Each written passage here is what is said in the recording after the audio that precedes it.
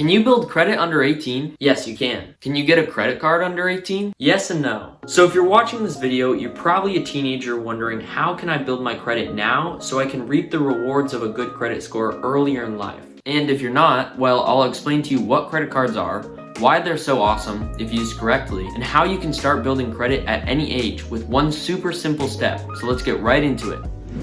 Credit cards are a pretty simple concept, and if you already know this stuff and just want to see how you can build credit under 18, go to this time in the video. But basically, I would apply for a credit card through a certain bank, and once I'm accepted for the card, I'm given a line of credit, or an amount of money I can borrow to make purchases. That's it. A credit card is simply a payment method where you use the bank's money to make purchases. Each month though, you have to pay a minimum amount back to the bank. But if you're trying to build your credit and not go into debt, then you should pay off all the money that you borrow each month. For example, if I have a $5,000 monthly credit line but only $1,000 in my account, then at most I should spend $1,000 because I could pay that off at the end of the month. But let's say I spend my maximum line of credit, $5,000. Then I'm in $4,000 worth of debt, and I now have to pay interest on that debt. And as I've talked about in the past how amazing compound interest is, like turning $1,000 into $1 million at 10% interest over 75 years, well, the opposite can be true with the average credit card interest rate at 15%. It would only take 40 years to turn that $4,000 worth of debt into $1 million worth of debt, all because you borrowed money that you didn't have. So don't start digging a hole of debt for your future self.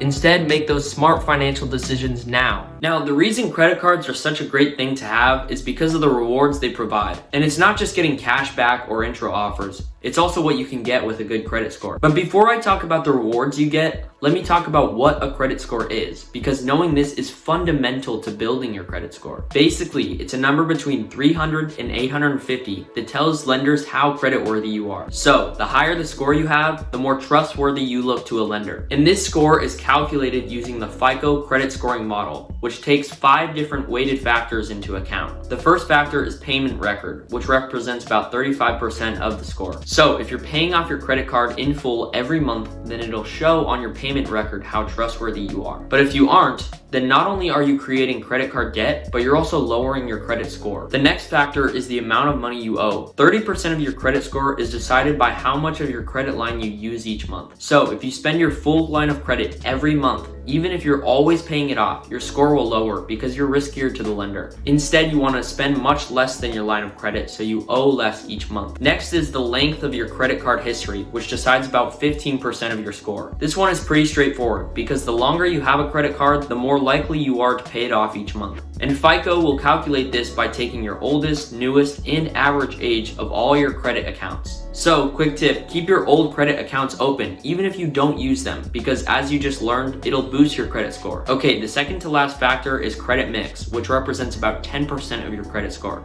And it basically just takes in all the types of credit accounts you have. And this tells creditors whether or not you're able to manage different types of money owed. So if you have monthly payments on your car, house, and credit cards, and you're paying them off all in full each month, then this tells creditors that you are more trustworthy. The last factor is new credit, which also represents 10%. But this basically measures how often you open credit accounts. If you apply for several credit cards within a short period of time, your score will lower because this is riskier for the lenders. If they see that you're rapidly trying to increase your line of credit through several accounts, then this looks suspicious to the lender because they think that you're trying to borrow money that you don't have. So it's wise to wait 6 months in between applications to get your next credit card so you don't get your score lowered. Okay, so that's how a credit score works. Now we can get into the benefits of having a good credit score, which are, you'll have an easier time renting an apartment because landlords can see that you'll pay your rent on time. Your insurance rates are lower because you're seen as less risky. Interest rates on loans are cheaper, and you get access to credit cards with better rewards, such as 2% cash back on all purchases you make,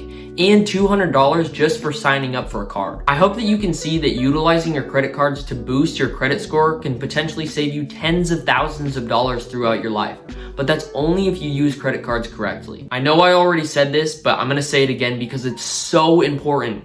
Don't get into credit card debt and don't use money that you don't have. Because if you do, then everything I've said is out the window. $887 billion. That's how much credit card debt is in the US. And it's all because of this thing called APR. Credit card companies really make all their money by putting their customers in debt using insane APRs, which just stands for annual percentage rate. And that's the interest that's charged on the amount of money that you don't pay off each month. So these APRs compound customers' debt to the point where they're paying more on interest than the actual amount owed. I declare bankruptcy! So don't get a credit card if you even think you'll misuse it, because you'll ruin yourself financially and you won't get any of the rewards I mentioned before. Okay, so you've made it through my cautious ramble about credit card debt, and now that I've told you this, you can still build your credit score without personally having a credit account, and you can do it at any age. All you have to do is become an authorized user on someone else's credit account. They will then receive a credit card that you can then use, but it's still connected to the original account's credit line. So, as a teenager, talk to your parents or someone you know who's smart with their money about adding you as an authorized user to their account. And if they're a little skeptical, tell them that you don't even need to have the credit card. Just the fact that you're an authorized user means you'll start building your credit. Now, if you want to learn about other stuff you can do as a teenager to get ahead financially, here's a video on dropshipping, which, if done correctly, can make thousands of dollars a month. If you want to see more credit card videos, please comment down below. And if you liked this video, please like and subscribe. And hopefully, I'll see you in the next one. Boop.